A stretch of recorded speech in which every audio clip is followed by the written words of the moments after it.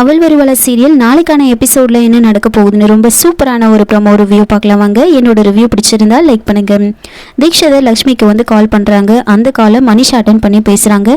அவர் ரொம்ப வேகமாக காலை அட்டன் பண்ணதுமே, நான் வந்து இந்த மாதிரி சுவாமிஜி பேசுகிறேம்மா, நான் உன்னை பார்த்து பேசணும், நான் நேராக வீட்டுக்கு தான் வந்துட்டு இருக்கேன், உங்ககிட்டயும் மித்ரா கிட்டயும் நிறைய விஷயத்த சொல்லணும் அப்படின்னு சொல்றாங்க. இதை பேசிட்டு இருக்கும் போதே அவர் வச்சுட்டு இருந்த மொபைல் வந்து ஸ்விட்ச் ஆஃப் ஆகிடும். உடனே வந்துட்டு ரொம்ப வேகமாக சுவாமிஜி நேராக வீட்டுக்கு நடந்து வந்துட்டு இருப்பாங்க. இதை கேட்டு மனிஷா ரொம்ப பதட்டமாகறாங்க. அப்படியே பயந்து போய் நின்றுட்டு இருப்பாங்க. அப்போ தேவயானி அங்கே வராங்க. என்ன ஆச்சு அப்படின்னு கேட்க, அப்போ மனிஷா நடந்த விஷயத்தெல்லாம் சொல்றாங்க. ஒருவேளை அவர் இங்கே வந்து நம்மளோட ரகசியத்தெல்லாம் வெளியில சொல்லிட்டான், கண்டிப்பாக எனக்கு இந்த வீட்டில் இடம் இருக்காது, மித்ராவும் அதுக்கப்புறம் என்னை வந்து கல்யாணம் பண்ணிக்க மாட்டாரு, இந்த வீட்டை விட்டே துரத்திடுவாங்க, இப்போ நாம என்ன பண்றது அப்படின்னு பயந்து போக, உடனே தேவயானி நம்ம ரவுடிங்களுக்கு கால் பண்ணி அவரை வரவிடாம தடுக்க சொல்லு அப்படின்னு சொல்றாங்க. மனிஷாவும் ரவுடிங்களுக்கு கால் பண்றாங்க. ஆனால் அவங்க கால் அட்டன் பண்ண மாட்டாங்க. இவங்க வேற காலை எடுக்க மாட்டாங்களே, இப்போ நம்ம என்னதான் பண்றது அப்படின்னு யோசிச்சுட்டு இருக்கேன். கொஞ்ச நேரத்தில் சுவாமிஜி அங்கே வராரு. அப்போ தேவயானியும் மனிஷாவும் வேற வழி இல்லாமல் ஒரு கட்டை எடுத்து அவர் தலையில போட்டு அடிச்சிடுறாங்க. அடிச்சதுமே அவர் மயங்கி விழுந்துருவாரு. அவர் இழுத்துட்டு போய் வீட்டுக்கு பின்னாடி போட்டுட்டு ரவுடிங்களுக்கு கால் பண்ணி, அவர் எங்கள் வீட்டு பின்னாடி மயங்கி இருக்காரு, அவரை நீங்கள் தூக்கிட்டு போயிடணும், இங்கேருந்து பாதுகாப்பாக ஒரு இடத்துல கொண்டு போய் வச்சிருங்க அப்படின்னு சொல்கிறாங்க. கொஞ்ச நேரத்தில் இந்த ரவுடிங்க வராங்க. அங்கே வீட்டில் அந்த இடத்துல போயிட்டு பார்க்குறாங்க.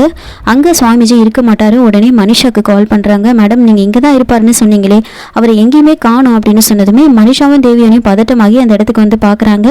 என்ன இது, அவர் அடித்து இங்கே தானே இழுத்து போட்டோம், நாம யார் வந்து அவரை தூக்கிட்டு போயிருப்பாங்க அப்படின்னு யோசிச்சுட்டு இருப்பாங்க. ஒருவேளை அவருக்கு மயக்கம் தெளிஞ்சிருக்குமோ அப்படின்னு யோசிக்க, அப்படி மயக்கம் தெரிஞ்சிருந்தா கண்டிப்பா வீட்டுக்குள்ள வந்து உண்மையை சொல்லியிருப்பாரு, அப்போ வேற யாரோ தான் அவரை வந்து இங்க இருந்து தூக்கிட்டு போயிருக்கணும் அப்படின்னு யோசிக்கிறாங்க.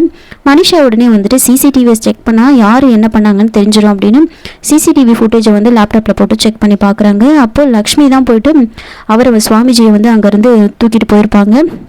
இதுக்கு பின்னாடி லக்ஷ்மி தான் இருக்கா அப்படின்னு எனக்கு அப்போவே சந்தேகம் இருந்துச்சு. அது இப்போ உண்மையாயிடுச்சு அப்படின்னு லேப்டாப்பில் போட்டு அந்த ஃபுட்டேஜை பார்த்துட்டு இருக்கும் போதே மித்ரா அங்கே வராரு. மித்ராவை பார்த்ததுமே ஒரு நிமிஷம் மனிஷாவும் தேவியானையும் பதட்டமாகறாங்க. ஒருவேளை அதை பார்த்துட்டு இருப்பாங்களோ அப்படின்னு பயந்து போய் நிற்க, அப்போ மித்ரா வந்துட்டு நாளைக்கு நாம் ஒரு கல்குவாரிக்கு போக வேண்டியது இருக்கு, அதை பற்றி சொல்கிறதுக்காக தான் வந்தேன் அப்படின்னு சொல்லிட்டு போகிறாங்க. அப்போ தான் மனிஷாவும் தேவியானையும் யோசிக்கிறாங்க, இந்த லக்ஷ்மி இருக்கிற வரைக்கும் நம்மளால எதையுமே பண்ண முடியாது, அதனால வந்துட்டு அந்த லக்ஷ்மியை எப்படியாவது வீட்டை விட்டு துரத்தணும், எல்லாரையும் லக்ஷ்மினால தான் மித்ராக்கு ஆபத்து வருது அப்படின்னு நம்ப வைக்கணும், அதனால மித்ராக்கு சின்னதாக ஒரு ஆக்சிடென்ட் நடக்கிற மாதிரி பண்ணணும், அதனால மித்ராக்கு எதுவும் ஆகக்கூடாது, ஆனால் அதெல்லாம் லக்ஷ்மியால தான் நடக்குது அப்படின்னு நாம எல்லாரையும் நம்ப வைக்கணும் அப்படின்னு ஒரு பிளான் பண்றாங்க. மறுநாள் காலையில என்ன ஆகுதுன்னா, மித்ராவும் மனிஷாவும் வந்துட்டு அந்த கல்குவாரிக்கு வந்து போயிருப்பாங்க. அங்கே போயிட்டு மனிஷா ஒரு பிளானை வந்து பண்ணுறாங்க. அங்கே ஒரு பாம் வைக்கணும், லேசாக சின்ன சின்ன கல்லாக வந்து வெடிக்கிற மாதிரி இருக்கணும், ஆனால் மித்ராவுக்கு பெருசாக ஆபத்து இருக்கக்கூடாது அப்படின்னு சொல்லி ஒரு ஆளை செட் பண்ணி கரெக்டாக மித்ராவை அந்த இடத்துக்கு போக வைக்க வந்து ட்ரை பண்ணிட்டு இருப்பாங்க. இன்னொரு பக்கம் வந்துட்டு லக்ஷ்மி வந்து ஏதோ ஒன்று நடக்க போகுது அப்படின்ற மாதிரி மனசில் ஃபீல் பண்ணிக்கிட்டே இருப்பாங்க. அப்போது வந்துட்டு அவங்க யோசிச்சுட்டு இருக்கும் போது மித்ரா எங்கே போனாருன்னு தெரியலையே அப்படின்னு யோசிச்சுட்டு இருப்பாங்க. ரொம்ப பதட்டமாக இருப்பாங்க. கால் பண்ணி பார்ப்பாங்க. ஆனால் மித்ரா வந்து காலை அட்டன் பண்ணவே மாட்டார். இன்னொரு பக்கம் அவங்க வச்சு அந்த துளசி செடி வந்து வாடி போயிருக்கும். அப்போ சுவாமிஜி சொன்னதெல்லாம் அவங்களுக்கு ஞாபகம் வரும். அப்போது ஏதோ தப்பாக நடக்க போகுது, அவருக்கு ஏதோ ஆக போகுது, அவர் எங்கே போயிருக்காருன்னு வேற தெரியலையே அப்படின்னு ரொம்ப யோசிச்சுக்கிட்டு இருப்பாங்க. லக்ஷ்மி அதை பற்றியே வந்து யோசிச்சுட்டு இருப்பாங்க. ரொம்ப பயந்து போயிருப்பாங்க. விடாமல் எல்லாருக்கும் கால் பண்ணி பார்த்துக்கிட்டே இருப்பாங்க. யாரும் வந்து ஒழுங்கான பதிலே சொல்ல மாட்டாங்க. அவங்க எங்கே தான் போயிருக்காங்க அப்படின்னு தெரியாது. தேவயானி கிட்ட கேட்டு பார்ப்பாங்க. தேவயானி வந்து அவங்க 2 பேரும் எங்கேயோ போயிருக்காங்க அப்படின்னு சொல்லுவாங்க. எங்கே தான் போயிருக்காங்க, இப்போ எப்படி தான் நம்ம தெரிஞ்சுக்கிறது அப்படின்னு ஆஃபீஸ்க்கு கால் பண்ணி பார்க்குறாங்க. எல்லாருக்குமே கால் பண்ணி பார்க்குறாங்க. கடைசியாக வந்துட்டு சந்துருக்கு கால் பண்ணி பார்ப்பாங்க. அப்போ தான் வந்துட்டு எங்கே இருக்கீங்க அப்படின்னு கேட்கும் போது நாங்கள் ஒரு கல்குவாரியில் இருக்கோம் அப்படின்னு சொல்கிறாங்க. சரி, ஏதாவது விஷயமா அப்படின்னு கேட்க, அதெல்லாம் ஒன்றும் இல்லை, அந்த லொக்கேஷனை மட்டும் எனக்கு ஷேர் பண்ணி விடுங்க அப்படின்னு கேட்குறாங்க.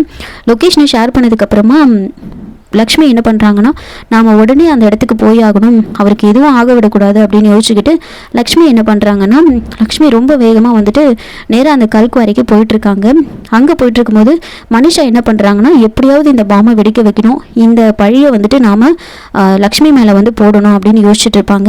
அப்போ கரெக்டாக அந்த பாம்பை வச்சிருக்கிற இடத்துல வந்துட்டு மித்ரா வந்து நிற்கிறாங்க. அப்போ வந்து சிக்னல் கொடுப்பாங்க. அப்போ வேற ஒருத்தர் அங்கே வந்து மித்ராவை கூப்பிட்டுட்டு வருவாங்க.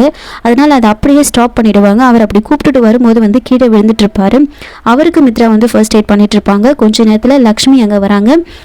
லக்ஷ்மி அங்கே வந்து மித்ரா எங்கன்னு கேட்கும்போது மித்ரா ஒரு இடத்துல நின்றுட்டு இருப்பாங்க. லக்ஷ்மி ரொம்ப வேகமாக மித்ராவை கூப்பிட்டுக்கிட்டே வந்து ஓடி வராங்க. லக்ஷ்மி ஒரு பக்கம் ஓடி வர, மித்ரா ஒரு பக்கம் லக்ஷ்மியை பார்த்து ஓடி வராங்க. கரெக்டாக மனிஷா வச்ச அந்த ஆள் வந்துட்டு என்ன பண்ணுறாங்கன்னா, அந்த பாமை வந்து வெடிக்க வைக்கிறாங்க. பயங்கரமாக அது வந்து வெடிக்கும்.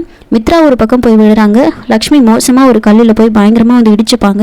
உடனே வந்துட்டு மித்ரா பதட்டமாகி லக்ஷ்மி தூக்கிட்டு ஹாஸ்பிட்டலுக்கு ஓடுறாங்க. என்னோட ஒய்ஃபை எப்படியாவது காப்பாற்றுங்க அப்படின்னு சொல்லிட்டு ஹாஸ்பிட்டலில் அட்மிட் பண்ணிவிட்டு எல்லாருக்கும் இன்ஃபார்ம் பண்ணுறாங்க. மித்ரா ஒரு பக்கம் ரொம்ப பதட்டமாயிடுவாங்க. லக்ஷ்மி வந்து கான்ஷியஸே இல்லாமல் இருப்பாங்க. அவங்களுக்கு ஒரு பக்கம் ட்ரீட்மெண்ட் போயிட்டுருக்கும். இன்னொரு பக்கம் எல்லாரும் அந்த இடத்துக்கு வராங்க. எல்லாரும் ரொம்பவே வந்து பதட்டமாயிடுவாங்க. அப்போ மனிஷாவும் தேவியானியும் பேசிகிட்டு இருக்காங்க. மனிஷா தேவியானி கிட்ட சொல்கிறாங்க, நாம் வந்துட்டு லக்ஷ்மினால தான் மித்ராக்கு ஆபத்து வருது அப்படின்னு எல்லாரையும் நம்ப வைக்கலான்னு பார்த்தா கடைசியில் இப்படி ஆயிடுச்சே. லக்ஷ்மிக்கு ஏதாவது ஒன்றுனா இதுக்கு பின்னாடி நான் தான் இருக்கேன் அப்படின்னு தெரிஞ்சா கண்டிப்பாக மித்ரா என்னை சும்மா விட மாட்டான். எல்லாரும் என்னை பற்றி என்ன நினைப்பாங்க, இது மட்டும் வெளியில் தெரிஞ்சா அவ்வளோதான் அப்படின்னு சொல்லிட்டு மனுஷா ஒரு பக்கம் ரொம்ப டென்ஷனாக இருப்பாங்க. அந்த பாம்பு வச்சு அவங்கள வந்துட்டு நீ தான் இதெல்லாம் பண்ணுன்னு தெரிஞ்சால் கண்டிப்பாக பெரிய பிரச்சனை நடக்கும். அதனால கொஞ்ச நாளைக்கு இங்கேருந்து எங்கேயாவது போயிடும். நான் என்ன சொன்னேன், சின்ன சின்ன கல் படுற மாதிரி தானே நான் பண்ணணும்னு சொன்னேன். மித்ராக்கு ஒரு வேளை எதனா ஆயிருந்தா என்ன பண்ணுறது, பரவாயில்ல அந்த இடத்துல லக்ஷ்மி வந்து மாட்டிக்கிட்டா.